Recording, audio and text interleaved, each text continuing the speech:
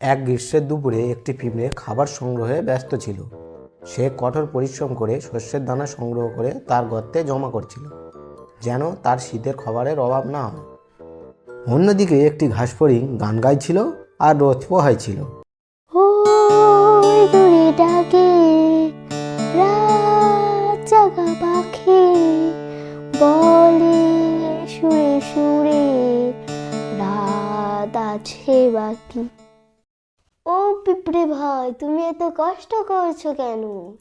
এখন তো গ্রীষ্মকাল, আশেপাশে কত খাবার, তুমিও এসো আমার সঙ্গে গান করো।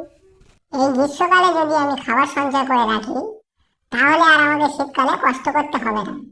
তুমি বরং আমার সাথে এসে খাবার জোগাড় করো, না হলে তুমি শীতের ক্ষুধায় কষ্ট পাবে। হ্যাঁ, তুমি যাও, তোমার কাজ করো গিয়ে। আমি তো এখন গান গাইবো। খাও দাও নাচো, নাচো শুধু নাচো।